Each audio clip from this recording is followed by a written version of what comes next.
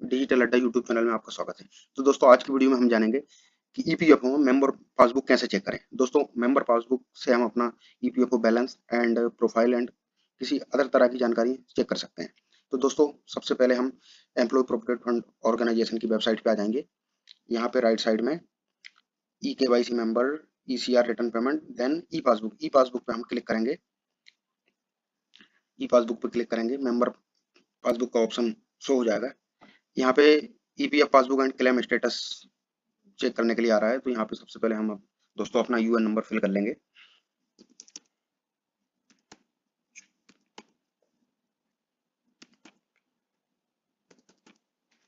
Then यहाँ पे अपना पासवर्ड फिल कर लेंगे दोस्तों। Then captcha code as it is fill कर लेंगे।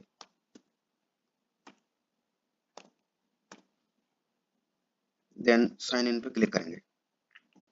साइन करने के बाद दोस्तों ईपीएफओ मेंबर पासबुक का डैशबोर्ड ओपन हो जाएगा। तो दोस्तों अभी ये यहाँ पे होम पेज शो हो रहा है। तो होम पेज पे हम देख सकते हैं कि ईपीएफओ कंट्रीब्यूटर समरी शो कर रही है। यहाँ पे आप अपना पीएफ का बैलेंस चेक कर सकते हैं और राइट साइड में मेंबर वाइज बैलेंस डिटेल दिखा रहा है। तो यहाँ पे क्या है दोस्तों, आपने जितने भी कंपनियों में काम किया है तो सबके द्वारा एक अलग अलग मेंबर आईडी प्रोवाइड की जाती है।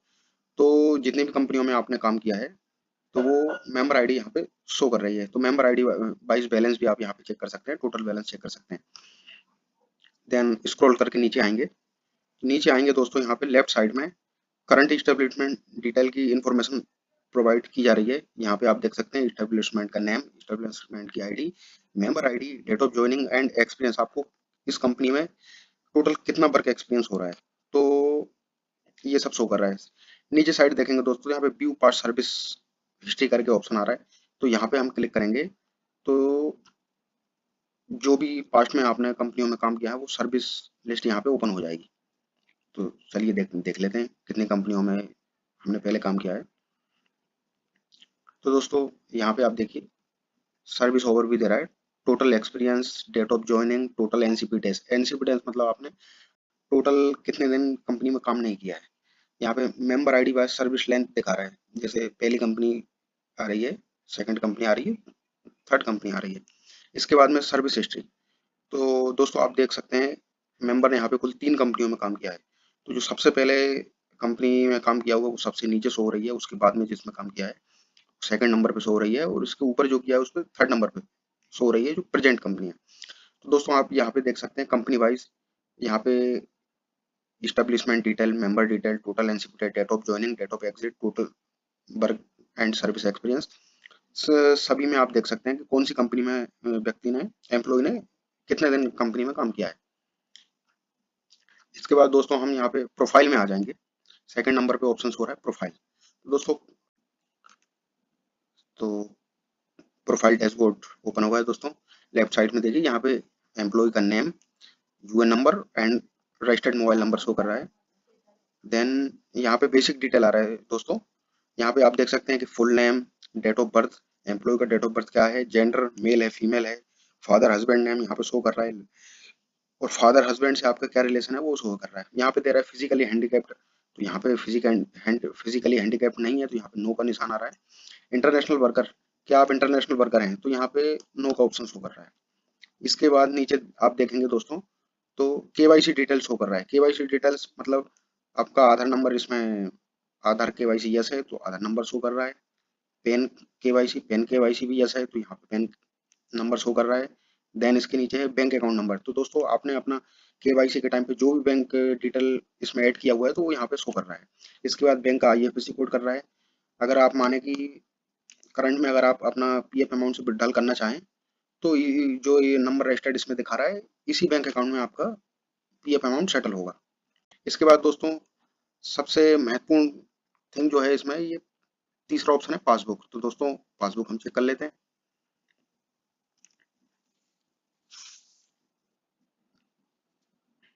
पासबुक पे क्लिक करते ही दोस्तों पासबुक ओवरव्यू हो रहा है। तो अभी जो करंट में मेंबर जिस भी कंपनी में काम कर रहा है तो बाय डिफॉल्ट उसकी पासबुक सबसे पहले शो करेगी। तो दोस्तों हम यहाँ पे देख पा रहे हैं पासबुक में यहाँ पे करंट बैलेंस टोटल क्या है ये शो कर रहा है, और भी यहाँ पे adjustment balance, total employee contribution कितना हुआ ये यहाँ पे कर रहा है, एम्प्लॉयर ने कितना कंट्रीब्यूशन किया ये दिख रहा है। अभी तक दोस्तों आपने इस पासबुक में कितना इंटरेस्ट अर्न किया है ये भी यहाँ पे शो कर रहा है। इसके बाद में ट्रांसफर कुछ अमाउंट अगर किया है तो वो भी यहाँ पे दिख रहा है, और total withdrawal, total PF withdrawal amount भी यहाँ पे शो कर रहा है कि यहाँ पे मेंबर ने कुछ अमाउंट ऑलरेडी विड्रॉल कर चुके हैं, तो वो टोटल अमाउंट यहाँ पे शो कर रहा है। इसके बाद हम नीचे आएंगे, तो नीचे आएंगे दोस्तों तो contribution summary in last 12 year, तो पिछले 12 साल की कंट्रीब्यूशन हिस्ट्री यहाँ पे शो कर रहा है दोस्तों। तो आप देख पाएंगे इसमें employee contribution, employer contribution, interest क्या है, ये चार्ट के माध्यम से आप देख सकते हैं। इसके नीचे आएंगे दोस्तों तो ईयर वाइज पासबुक समरी, तो दोस्तों यहाँ पे आप जो अपना करंट मेंबर आईडी जो है इसका बैलेंस चेक कर सकते हैं। तो रिसेंट में आप देखेंगे लास्ट 2 मंथ का यहाँ पे कंट्रीब्यूशन शो कर रहा है। तो यहाँ पे 3 ऑप्शन शो हो रहा है।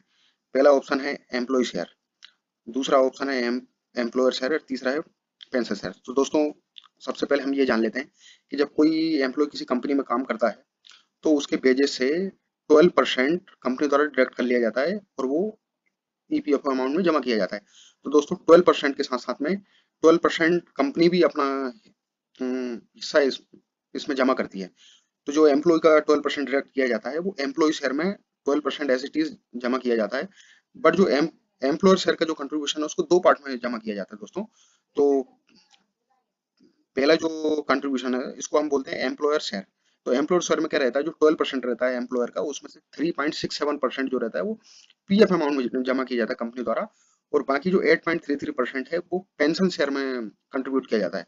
तो इसमें अगर आपने 10 साल किसी कंपनी में पूरे कर लिए हैं तो जो आपका पीएफ का अमाउंट है आप उसको विड्रॉल कर सकते हैं, बट जो पेंशन का कंट्रीब्यूशन जमा किया जाता है उसको आपकी मंथली मंथली पेंशन के रूप में आप पेंशन क्लेम कर सकते हैं।